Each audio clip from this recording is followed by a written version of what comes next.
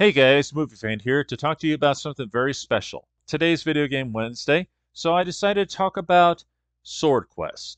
Now, for those of you who aren't familiar with this story, SwordQuest was basically a series of games released in the 1980s that was basically, well, it was a real interactive kind of game. How this would work is you would buy the game when it came out, and when you got the game, it would also come with a comic book. You would play the game, beat it, and when you're playing it, you would get a series of clues, which would be numbers. And you would look up the numbers in the comic book to find hidden clues. And the clues that you find in the comic book, you would put together and you would send it in to Atari. And the winners of each game would be taken to Atari's headquarters so they could play for the prizes. And these were no small time prizes that you would find in a cereal box. No way, brother. These were real golden prizes, and each one of them would be awarded to the ultimate winner of every game. The first prize was a talisman made of 18-karat gold studded with diamonds and all 12 stones for the zodiac. The second was a chalice made out of platinum, gold, diamonds, rubies, and jade. The third prize was a gold crown covered with rubies, sapphires, aquamarines, and diamonds. The fourth prize was a philosopher's stone that was made out of white jade covered with a gold box that was encrusted with emeralds, rubies, and diamonds. Now, each one of these prizes was to be given to the winner of each 4 games.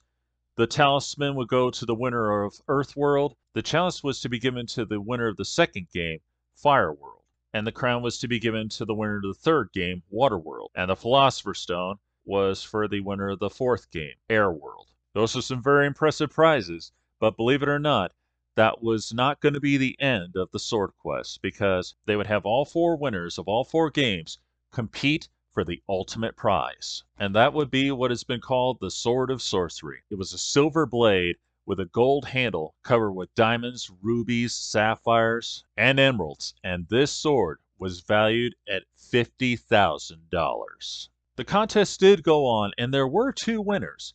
The winner of the talisman, well, unfortunately, he doesn't have his anymore because, story goes, he melted it down so he could get the money for it and buy himself a car. Morons. Yeah, that pretty much says it all. Allegedly, he still has the sword that is part of the talisman, but there's been no pictures of it, so who knows. However, the second winner, who won the chalice, he still has his, and he keeps it in a safety deposit box. But he'll see it every now and again. Good for you, dude. You made the wise decision. And unfortunately, they were the only 2 winners because in 1983, the notorious video game crash kicked in. And because of this, Atari pretty much pulled the plug on the contest. In fact, there are some copies of Waterworld out there right now, but they're very few and very far in between. And Airworld was never created. And because of the financial difficulty, Atari was forced to sell out, and it was bought by a man named Jack Tramiel. So that leads to the big question. What happened to the last 3 prizes? Well, rumor has it that Jack Tramiel actually kept the prizes for himself. Some people who claim to have worked at Atari swore that he had the sword hanging around in his office or in his home above his fireplace. However, I don't really buy into that because, truth be told, it doesn't make any sense to transfer these prizes to the new owner. Because there was no way that they were going to just get this contest rolling again. It was just not going to happen. The writing was literally on the wall that that wasn't going to happen. So that doesn't make any sense. And plus, Jack Tramiel died recently, and nothing was mentioned about it in his estate. So I think it's a safe bet that he really didn't have them. I think it's really just a myth. Recently, a rumor appeared saying that the Franklin Mint had the last 3 prizes melted down for their value. Well, that does make sense because supposedly they created these objects and they were the rightful owners, at least until they were to be given by the contest winners. But either way, there's nothing to back that up either. So, yeah. And plus, I can't help but say, would they really still own them when they were given to Atari for this contest? And there is one question that I have to ask that for some reason nobody asks about this at all. Did these last three objects even exist? Well, we know the sword did because there is a picture of it that floats around online like crazy. So, yeah, the sword was real. And we obviously know the talisman and the chalice, they were real too. But what about the Philosopher's Stone and the crown?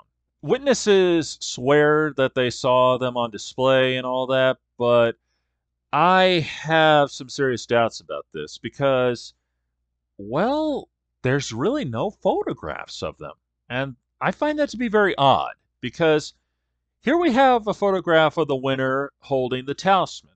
And of course, we have the winner holding the chalice.